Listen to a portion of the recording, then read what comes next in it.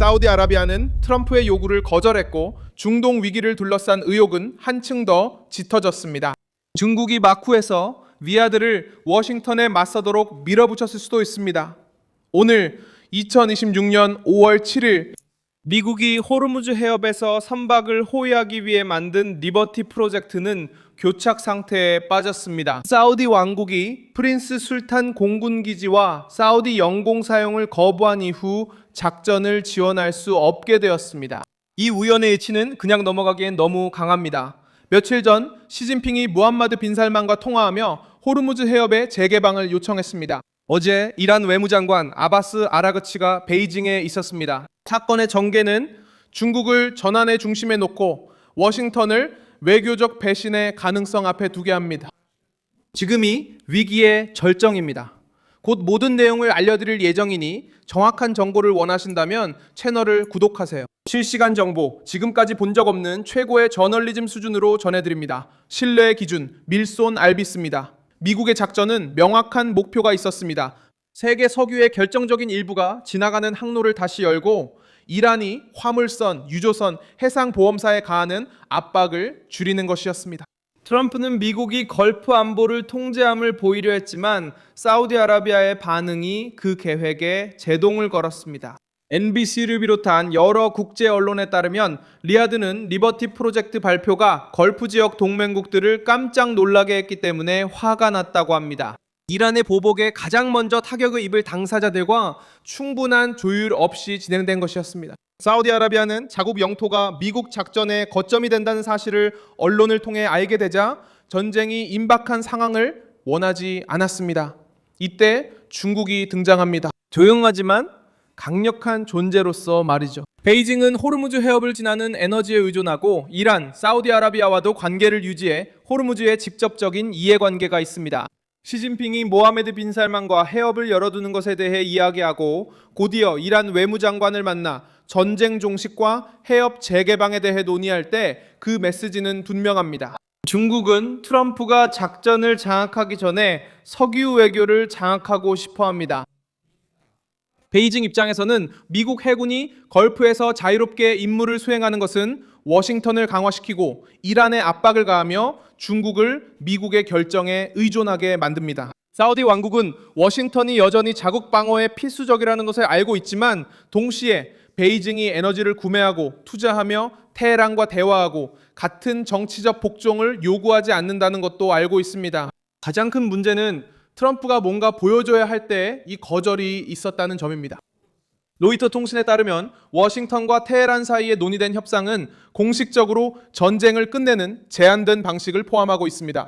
호르무즈 해협의 통행 문제 해결과 더 폭넓은 대화를 위한 30일간의 창을 여는 것이 포함되어 있습니다. 즉 도널드 트럼프는 협상 테이블에서 우위를 점하기 위해 해상에서 압박을 가했습니다. 사우디아라비아는 협상에 군사적 무게를 실어주는 부분을 정확히 막아섰습니다.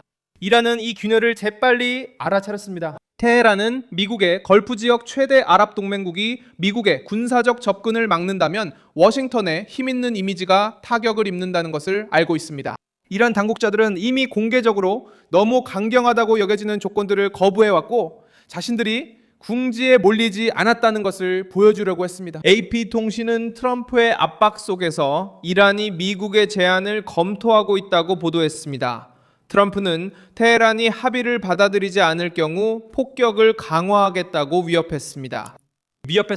미국은 우라늄 농축의 20년간 중단과 모든 농축된 물질의 인도를 요구하고 있습니다. 이란이 핵무기를 추구하지 않겠다는 공개적인 보장, 포르도, 나탄즈, 이스파한 시설의 해체, 지하 핵 활동 금지 등이 요구되었습니다. 그리고 요구가 있을 때마다 실시되는 사찰과 위반 시에는 처벌이 따릅니다. 트럼프에게는 이것이 힘든 승리가 될 것입니다. 사우디아라비아는 성급한 작전에 대해 충분히 의심할 만한 이유가 있습니다.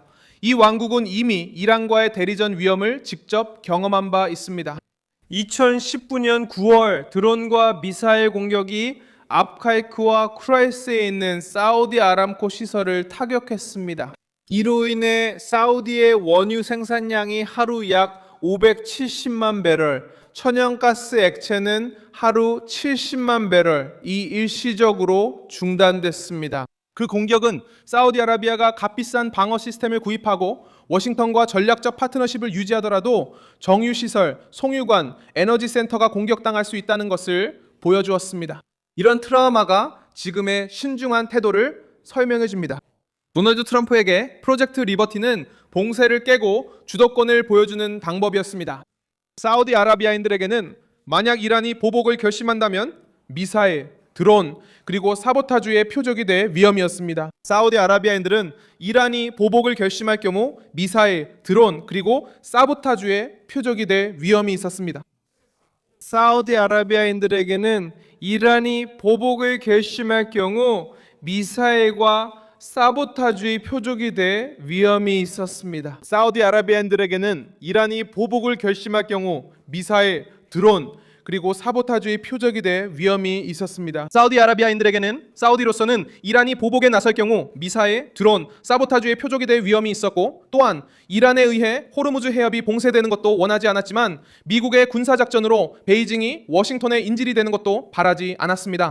한편 이스라엘은 레바논에 있는 이란의 세력에 계속해서 대응하고 있습니다. 로이터 통신에 따르면 이스라엘은 베이루트 교회를 공격했고, 이번 공격은 4월 휴전 이후 처음 있는 이런 유형의 공격이었으며 헤즈볼라 하두안 부대 지휘관을 사살했다고 밝혔습니다. 이 움직임은 미국과 이란이 협상을 진행하고 있음에도 불구하고 이스라엘이 테헤란과 연계된 단체들에 대한 압박을 완화할 의도가 없다는 것을 보여줍니다. 네타냐후 총리는 이란 측을 보존하는 어떤 미온적인 합의도 미래의 위협이 된다고 보고 있습니다. 헤즈볼라에게는 제거된 각 지휘관이 레바논 내 군사 재건 능력을 약화시킵니다. 이스라엘의 진격이 사우디아라비아의 두려움을 키우고 있습니다. 로이터 통신은 3월 분쟁이 시작된 이후 레바논에서 2,700명 이상의 사망자가 발생했으며 이스라엘에서도 사상자가 발생했다고 지적했습니다. 이 수치들은 이 지역이 이론적인 위기를 겪고 있는 것이 아님을 보여줍니다. 각각의 새로운 군사적 결정은 민간인, 인프라, 정부, 그리고 시장에 영향을 미칩니다. 사우디의 결정을 이해하는 데 중요한 역사적 사실은 아람코 공격뿐만이 아닙니다. 수년간 미국에 의존한 후 걸프 지역 정책의 근본적인 변화에도 있습니다.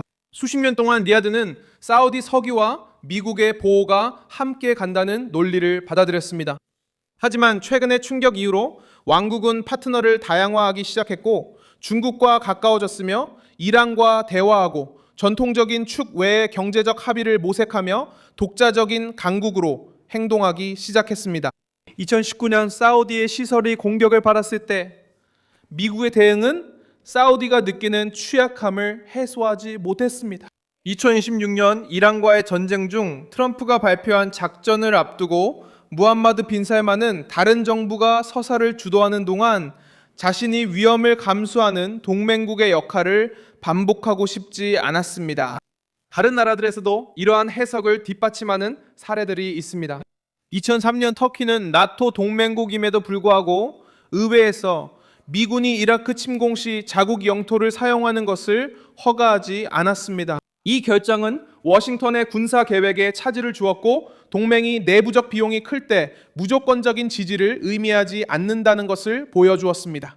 걸프 지역에서도 비슷한 논리가 적용됩니다. 사우디아라비아는 미국의 파트너일 수 있지만 조율과 보호 그리고 명확한 이점 없이 자국 영토를 이란과의 전쟁 한가운데에 두고 싶어 하지 않습니다. 지금의 찰점은 바로 이 망설임을 이용할 준비가 된 강대국, 즉 중국이 있다는 것입니다.